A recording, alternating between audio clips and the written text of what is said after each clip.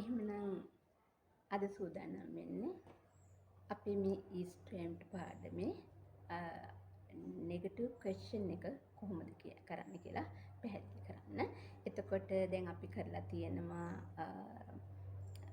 වාක්‍ය කීපයක් ඒ කියන්නේ ඇත යන අර්ථයෙන් නැත යන අර්ථයෙන් ප්‍රශ්නාර්ථයෙන් නේ අපි කතා කරලා තියෙනවා.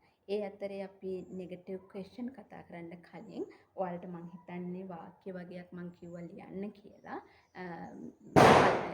ඉන්නද්දී Tamanට හැකියාව හදා ගන්නකම් මම කියපු වාක්‍ය තමයි මම ඇත්ත කියන්නයි ඉන්නේ. බලන්නකෝ ඔයාලා ලිව්වද කියලා නැත්නම් ලිව්වේ නැත්නම් ඔයාලා හිතින් හරි හැදුවද කියලා බලන්න. තමන්ට පුළුවන්ද කියලා බලන්න. එහෙනම් මම ඇත්ත කියන්නයි ඉන්නේ. කොහොමද අපි එහෙනම් කියන්නේ? I මොකද්ද ගන්නෙ? am to නේද? I am to කියනවට tell කිව්වා. tell the truth නේද? I am to tell the truth. මම ඇත්ත කියන්නයි ඉන්නේ. තව වාක්‍යයක් මම දුන්නා. අපි ඒක විකුණන්නයි ඉන්නේ හරි හිටියේ හරි කියලා මම හිතන්නේ දුන්නේ. අපි හිටියේ කතාව ගත්තොත් අපි ඒක විකුණන්නයි හිටියේ. එහෙනම් කොහොමද දෙන්නේ? we මොකද ගන්නෙ? are to the were to the මොකද්ද? එහෙනම් were to නේද? එහෙනම් we were to හිටියේ කතාව. we were to විකුණනට sell කියන එක එනවා. නම් we were to sell it. අපි ඒක විකුණන්නයි හිටියේ. තව අපිට පුළුවන් කියන්න ඔහු විභාගයේ හොඳින් සමත් වෙන්නයි ඉන්නේ. නේද? ඔහු විභාගයේ හොඳින් සමත් වෙන්න. එහෙනම් he is to pass his exam well. He is to pass his exam well. තව අපිට පුළුවන් තාත්තා එළවලු වගා කරන්නයි ඉන්නේ. and father is to grow vegetables. එහෙනම් ඒවට අපිට not එකතු කරලා දාන්න පුළුවන් අපේ I am not to කියන්න පුළුවන් නේද? I am not to tell the truth. මම ඇත්ත කියන්න නෙවෙයි ඉන්නේ කියන්න පුළුවන්. ඊට පස්සේ ඒක ප්‍රශ්නේ කරනකොට මම ඇත්ත කියන්නද ඉන්නේ කියලා අහන්න පුළුවන් නේද? am I to tell the truth කියලා අහන්න පුළුවන්. තව ඔයාලට පුළුවන් අපි ඒක විකුණන්නයි හිටියේ විකුණන්න නෙවෙයි හිටියේ. නම් we were not to sell it කියන්න පුළුවන්. අපි ඒක විකුණන්නද හිටියේ අහනකොට ප්‍රශ්නයක් අහන්නේ. එහෙනම් were we to sell it කියලා අහන්න පුළුවන්. ඊට පස්සේ ඔහු විභාගයේ හොඳින් සමත් වෙන්නයි ඉන්නේ කියලා කියන එක වෙන්න නෙවෙයි ඉන්නේ. එහෙනම් වෙන්නද ඉන්නේ කියලා අහන්න පුළුවන් නේද? අපිට විභාගයේ සමත් වෙන්න නෙවෙයි නම් he is not to pass his exam well. එහෙනම් ඔහු හොඳින් විභාගයේ සමත් වෙන්නද ඉන්නේ කියලා අහනවා. එතකොට අපිට පුළුවන් එහෙනම් is to pass his exam well කියලා අහන්න. තව තාත්තා එළවලු වගා කරන්න නෙවෙයි ඉන්නේ කියන්න පුළුවන් නේද? father is not to grow vegetables. තාත්තා එළවලු වගා කරන්න දෙන්නේ කියලා අහන්න පුළුවන්. එහෙනම් කොහොමද? is father to grow vegetables. ඔන්න ඔය ආකාරයට මම හිතන්නේ ඔයාලා හදලා ඇති. එහෙනම් අද අපි කතා කරමු කොහොමද නැතේ නැත්තේ ප්‍රශ්නාර්ථයක් නිර්මාණය කරන්න කියලා. එහෙමනම් අපිට කරන්න තියෙන්නේ පළවෙනි වාක්‍යය හැටියට අපිට තියෙන්නේ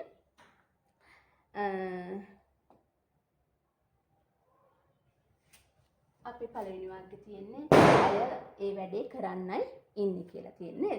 ඇයි ඒ වැඩේ කරන්නයි ඉන්නේ. එහෙනම් දැන් කරන්නයි ඉන්නේ කියන්න දන්නවා. කරන්න නෙවෙයි ඉන්නේ කියන්න දන්නවා. කොහොමද ඉන්නේ කියලා. කරන්නද ඉන්නේ ප්‍රශ්නයක් අහන්න දන්නවා. කරන්න නෙවෙයිද ඉන්නේ කියලා අහන්නයි අපි හදන්නේ. එහෙනම් බලන්න අපිට helping verb එක දැන් දන්නවා නැති ප්‍රශ්නාර්ථය අපි කොහොමද නිර්මාණය කරන්නේ කියලා. helping verb එක කියන වාක්‍යය මුලට ගෙනත් not not කියන එකත් අරගෙන අපි කෙටි කරන්න. නේ short form එක අපි භාවිතා කරනවා. එහෙනම් දැන් මේකෙදි මේ බලන්නකෝ she is to do that work. ඇයි වැඩේ කරන්නයි ඉන්නේ. she is not to do that work. ඇයි වැඩේ කරන්න නෙවෙයි ඉන්නේ. එහෙනම් is she to do that work. ඇයි වැඩේ කරන්න දෙන්නේ. දැන් අපි එහෙනම් නැති ප්‍රශ්නාර්ථය කරනකොට දන්නවා helping verb එකක් දෙනවා වාක්‍යයේ මුලට. ඒක ගෙනත් අපි ඊට පස්සේ මොකද කරන්නේ? කෙටි කරනවා not කියන එකත් අරගෙන නේද? ඒ කියන්නේ මේ දෙක අරගෙන අපි කෙටි කරන්න ඕනේ. එහෙනම් isn't she to do that work වෙනවා.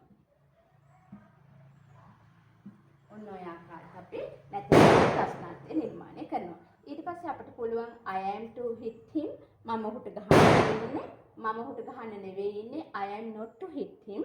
එහෙනම් මම ඔහුට ගහන්න දෙන්නේ. ප්‍රශ්නේ හුවා am I to hit him කිව්වා. එහෙනම් නැති ප්‍රශ්නාර්ථය අපි කරන්නේ මේකෙදි දන්නවා දැන් කියන එක මුලට අරගෙන aren't කියලා aren't I to hit හිත් හිමිනවා. එතකොට ඊට පස්සේ අපිට තව එනවා Nimal was to give up his job. Nimal ඔහුගේ රැකියාව අත්හරින්නයි හිටියේ.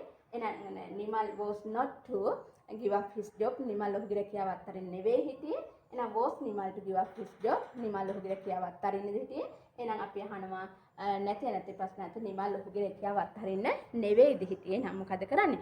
was කියන එකත් මුලට අරගෙන not කියන එකත් අරගෙන කෙටි කරන්න. එහෙනම් wasn't Nimal to give up his job වෙනවා. තව ඊට පස්සේ අපිට කතා කරලා තිබ්බා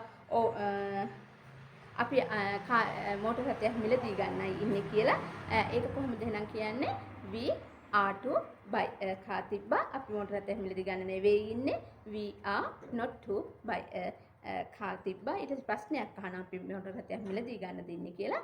එහෙනම් are we to buy a car වෙනවා. නැති ප්‍රශ්නාත් එහෙනම් මොකද කරන්නේ? ආ කියන එක මුලට අරගෙන not කියන එකත් මුලට අරගෙන කෙටි කරන්නේ. එහෙනම් aren't we to buy a car වෙනවා. අපි තව එකක් උදාහරණයකට ඔවුන් නිකන් හිතන්නකො ඔවුන් අපට උදව් කරන්නයි ඉන්නේ. කොහොමද එහෙනම් ගන්නෙ? they are to help us නේද? ඔවුන් අපට උදව් කරන්න නෙවෙයි ඉන්නේ. එහෙනම් කොහොමද ගන්නෙ? they are not to help us. එහෙනම් ප්‍රශ්නයක් අහනවා ඔවුන් අපට උදව් කරන්නද ඉන්නේ කියලා. are we to help us. එහෙනම් නැති ප්‍රශ්නාර්ථය නිර්මාණය කරනවා ඔවුන් අපට උදව් කරන්න නෙවෙයි දෙන්නේ කියලා. එහෙනම් aren't we to help us. එහෙමනම් දැන් ඔයාලා බලන්න දැන් අපි කම්පෙයාර් කරගන්න පුළුවන් වෙන්න ඕනේ, අවබෝධ කරගන්න පුළුවන් වෙන්න ඕනේ නම් මේ පාඩම් දෙක දැන් ඔන්න අපි අවසන් කරනවා පාඩම් දෙකම. ඒ පාඩම් දෙකේම වෙනස චුට්ටක් තේරුම් ගමු අපි. එහෙනම් උදාහරණයකට නිකන් හිතන්න. දැන් අපි සරලවම ගත්තාම අපිට ගන්න පුළුවන් ඔවුන් පාසලේ ඉන්නවා කියනවා. නැත්නම් ඔවුන් නැත්නම් අපි හිතන්නකෝ ඔවුන් බස් එකේ ඉන්නවා කියලා හිතන්නකෝ. දැන් අපි කියන්නෝනේ ඔවුන් බස් එකේ ඉන්නවා. ඔවුන් බස් එකට නගින්නයි හිටියේ කියන්න පුළුවන්. දැන් අපි බස් එකට නගින්නයි හිටියේ නැත්නම් ඇයි බස් එකට නගින්නයි හිටියේ කියන්න ඕනේ. දැන් මේක හිතන්න. ඔවුන් බස් එකේ හිටියා වුණොත් ඔය අපේ මේ ඊස්ට්‍රීම්ට් පාඩමේ හැටියට අපිට නිර්මාණය කරගන්න කතා කරන්නවත් ලියන්නවත් තේරුම් ගන්නවත් බැරුව යනවා. ඔවුන් බස් එකේ හිටියා කිව්වොත් අපි කොහොමද ගන්නෙ? ඒක B ෆෝම් වෙනවා. චුට්ටක් හිතන්න. එහෙනම් they මොකද කියන්නේ? ඔවුන් බස් එකේ හිටියා කියලා කියන්නේ. එහෙනම් they ආ ගන්න පුළුවන්ද? පුළුවන්ද? බෑ. එහෙනම් they were වෙන්න ඕනේ නේද? they were in the bus. ඔවුන් බස් එකේ හිටියා.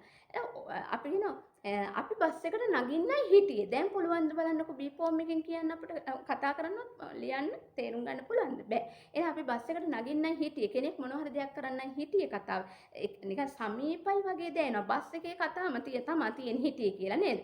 ඒතර දැන් එයාලගේ හිතන්නේ චුට්ටක් දැන් ඔවුන් බස් එකේ හිටියනොට කෙනෙක් කොහෙද හිටියේ. හැබැයි මේකේ කියන්නේ ඔවුන් බස් එකට නගින්නයි හිටියේ. හිටියේ කතාවමයි තියෙන්නේ. ඒ වුණාට වෙනසක් තියෙනවා. තේරුම් ගන්නේ වෙනස්කම. එහෙමනම් ඔවුන් බස් එකේ හිටිය අපි බස් එකට නගින්නයි හිටියේ. කොහොමද එන්නේ? we were to get into the bus. we were to get into the bus වෙනවා. එහෙනම් තව සරල වාක්‍යයක් තව ওই වගේ වරගෙන සංසන්දනය කරලා තව චුට්ටක් බලන්න.